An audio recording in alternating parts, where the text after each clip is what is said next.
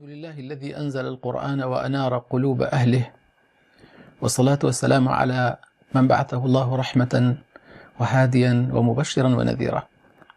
زۆر جا لێرە و لەوێ ئەبیسین و ئەبینین لە کەناڵەکانی ڕاگەیاندنە لەوانەی کە سەردانی وڵاتانەکەن کە هەندێک لە شوێنەوار و ئاساری پێغەمبەر صلی الله عليه وسلم ماوەتەوە لە مۆزەخانەکان یان لە هەندێک مزگەوتی گەورە لە تورکیا و لە شوێنانە.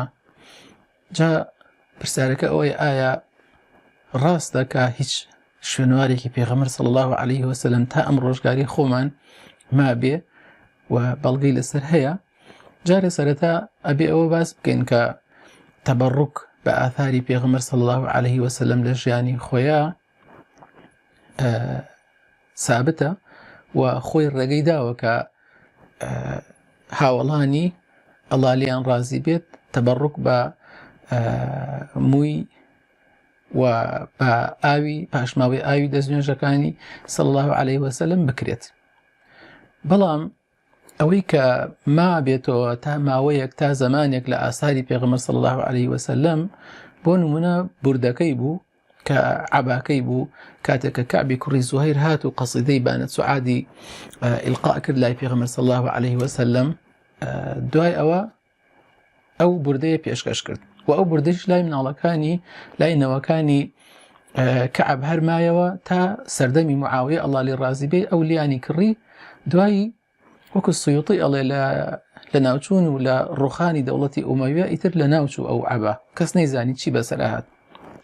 عەبایەکی ترشی هەبوو پێغەمبەر صلی الله عليه وسلم، ئەویش بۆ خەڵکی ئەیلەی نارد کاتی خۆی، ئەویش ماوەیەک ئەڵێن لای هەندێک لە خولەفای بەنی عەباس مابووەوە و ئیتر باسی نەما لە دوای ئەوە. ئەنگوستیلەیەکی پێغەمبەر صلی الله عليه وسلم کە خاتەمەکەی بوو ئەویش لە لای عوثمان بوو ئەڵڵا لێی ڕازی بێت، بەڵام ئەویش ثابتە کە لێی کەوتە خوارەوە کەوتە ناو بیری ئەریسەوە و نەیانتوانی دەری بکەن و لە ناوچوو لەوێ. ئێستا دوای 1400 و ئەوەنە ساڵە کە ئەوترێ ئەمە مووی قژی پێغەمبەر صلی الله عليه وسلم، ئەمە قاپێکێتی کە ئاوی تیا خوارد، ئەمە عەباکەیەتی، ئەمە شمشێرەکەیەتی کە لە شەڕەکان بەکاری ئەهێنا. لە ڕاستیە ئەمە هیچ بەڵگەیەکی زانستی لەسەر نییە بە هیچ شێوەیەک، ئەمە هەندێک ئیدعاءاتی بێ بەڵگەیە لێرە و لەوێ و جگە لەوەیش دەرگایەک ئەکاتەوە بۆ بیدعە، دەرگایەک ئەکاتەوە بۆ خوڕافە، بەڵکو هەندێک جار دەرگایەک ئەکاتەوە بۆ شرک و دەرگایەک ئەکاتەوە بۆ تیجارەت. خەڵکانێک هەن سوودێکی زۆر زۆر لەسەر ئاستی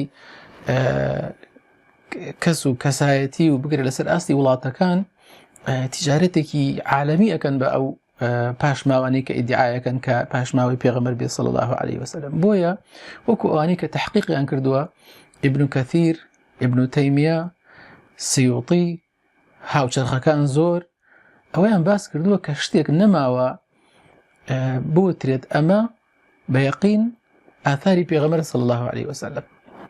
بۆیە بە کورتی ئەوە ڕاست نییە ئەو ئیدعای کە ئەکرێ کە ئەم پاشماوانەی کە ئەڵێن لە ئیسپانیا، لە تورکیا، لە سعودیا، لە فەرەنسا، لە مۆزەخانەکان گوایە ئەمە شمشێری پێغەمبەر صلی الله عليه وسلم، ئەمە مووی سەری پێغەمبەر صلی الله عليه وسلم، ئەمانە هیچی ئەسڵی نییە و هیچی بەڵگەی لەسەر نییە. قل هاتوا بورهانکم ئین کنتم صادقین. بەڵام ئەوەی کە ڕاستە و گومانی تیانە و هیچ شەک و گومانێکی تیانە ئەوەیە کە پێغەمبەر صلی الله عليه وسلم سنەتێکی بۆمان بەجێ هێشتووە کە بۆ ئەوەیە کاری پێ بکەین. قورئانێکی